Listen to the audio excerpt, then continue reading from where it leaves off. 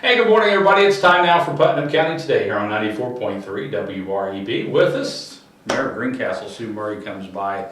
I think first we need to talk about what a great celebration we had for Celebrate 4 at Roban Park. Couldn't have been more perfect. Oh, I mean, man. weather-wise, it was probably the best we've had in years. And we had a bunch of people there. I think it was like a record number. We had a good number of people. I think people took advantage of the nice day and did other things in the interim, but in the coming and going from the 7 o'clock start for the sign up for the race, there were 149 walkers and runners. Wow. So that was great. Youngsters out for the firecracker run, and 50 some odd for that. And pancakes were flowing, and so it was a good start to the morning. There was Zumba early for the early wake up crowd. Right. And a good day of swimming. Cornhole went off well, wonderful music in the afternoon, the dog fashion show.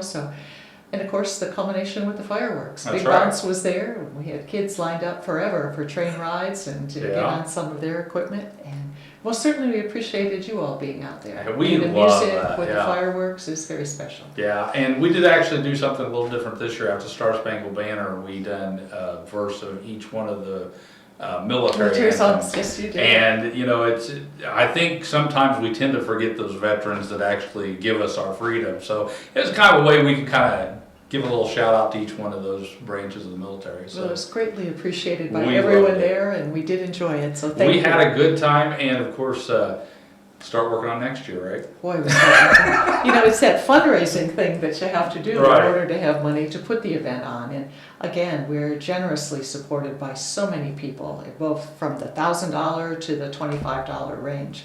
So we are very, very fortunate as a community to have so many people who see the value Right. of this kind of community celebration, and most especially in celebrating our nation's birthday. So. And again, we had a great time. Everybody did out there. I mean, like I say, it was unbelievable, that crowd that we had. I mean, they were starting to set up places from setting with fireworks. I mean, early.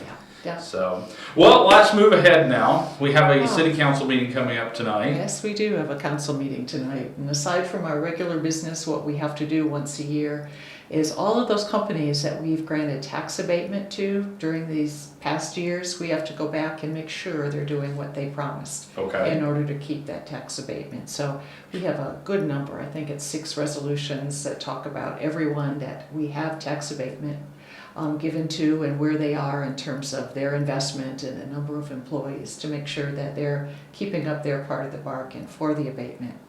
We'll also be talking about our annual TIF request, tax increment financing request, and what level that will be set at, and that then will go on to the county for their consideration. All So right. those will be the main orders of formal business that we have. There's one more, and that'll be the funding for the Greencastle Putnam County Development Center. Right. And what has happened in the past, the council has approved that, but it has come from our Citizens Advisory Commission on Industrial Development and then approved by the council. What we've done this year is move it to the economic development income tax, which that tax, and makes sense for it to be coming from Right. there. And so that discussion and that request will go to the council, and that's a $40,000 request to help fund the development center and all All right. other activities. And of course, I want to remind folks that the council meeting is at 7 o'clock tonight. 7 o'clock tonight, people are more than welcome. It's also carried live on Channel 3 tonight and tomorrow night and the night after. Not live, but you can see the recording of it. So we're certainly grateful to Greg Stefan, who does do the taping of Right. that for us, but does allow people to see it if they can't come to the council meeting, don't want to come to the council meeting, but yet want to know what's going on. All right.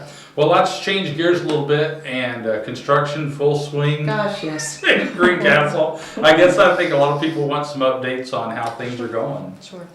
Even with the rain we've had, and we've had a little difficulty now and then with a lot of pipes that were in places they shouldn't have been, the Indiana Street project is staying pretty well on schedule, and we're still hoping to be finished by the middle of August, which will be a wonderful reopening of a major traffic way. Right. So I know not only are the businesses along there looking forward to that, but most certainly those of us who sometimes get stymied in terms of how to traverse the downtown will be glad that's open again. So that's still on schedule for the middle of August. If you look around the square, I think most everybody can see that we're coming to a close on that first round of facades. Right. Things are just touching up and punch listing as we speak right now.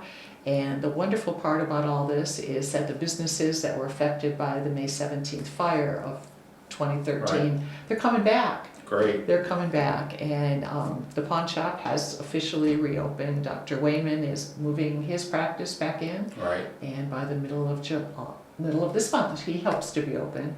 Wilsons are working on theirs, and so it's wonderful to see what had been such a devastating section of the community coming back to life and their livelihoods again. And you know, it's remarkable that with all the devastation that was done by that fire, how quickly, I mean, most people say, oh, that's been like that for a while.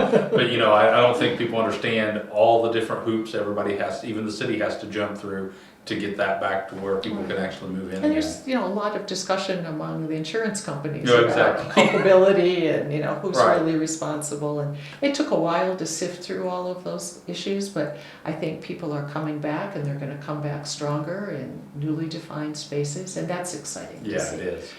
We also have the parking lots that are gonna be going on and moving to construction. We had our pre-construction meeting with the contractor who's going to be handling that, and it looks like right now they'll probably be starting on the Indiana and Jackson Street Walnut lot first, Right. and then moving over to the Moose lot. So again, on those, we're hoping completion is finalized by maybe November 1st. Has been our Okay. goal all along. And of course, everybody knows a big change in the parking ordinance will be coming to Right. come online simultaneously. Our owner-occupied rehab program is getting started, and we're trying to, again, identify homes that are looking for that kind of facelift. If the owner occupies the home and they own it and they meet certain income guidelines, they can be eligible for up to $25,000 in free upgrades on their Great. home, which is an awfully nice thing to be able to make available. We're working on second floor lofts, and we're also working on the second round of facades. So as soon as one project wraps up, it seems like another one's coming along, and as we move outside the stellar vein, our road resurfacing project and our ADA ramps for this year, we're going to be beginning those, and that construction will probably, the roads will happen first, the sidewalks and the ADA ramps will probably be August, September. Rollout on that. So we promise it'll stay interesting for a while. It is going to stay interesting. And once again, appreciate everyone's patience as we move forward. And I think people tend to envision how everything's going to look after the fact, and that kind of helps motivate them. Especially now where they can see some of Yes. it after the fact. Yeah, that's right. And it has made a difference. And I think if people would just take the time, 5-10 minutes as you're driving past the courthouse, just while you're sitting at the red light, just look around. I mean, it's a world of difference downtown. It is, and we're going to be putting together a booklet that shows, those before and after pictures, which are pretty dramatic in Right. a lot of cases. The other thing, the other construction project that's going on right now is the splash park. Exactly. And the splash park is due to have its formal opening on August the 4th. Okay. So the work is coming. You can see the colorful loops that have been put in already, and the water features are passing through customs in Canada, hopefully, as we speak.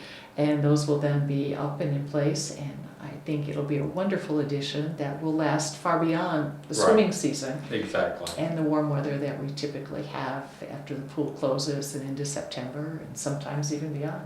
All right. Anything else you'd like to add before we close today? Wow, just that we're certainly grateful for everybody coming out for the 4th, and grateful for our sponsors and their ability to help us put on a nice day for everyone. All right. Well, thank you, Mayor. We appreciate you taking time to be with us, kind of update. And want to remind folks, council meeting is tonight at 7 o'clock at City Hall. Don't forget, if you're a nonprofit group or community organization and you'd like some free airtime here on WREB, you too can be a part of Putnam County Today. Just give us a call at 653-9717.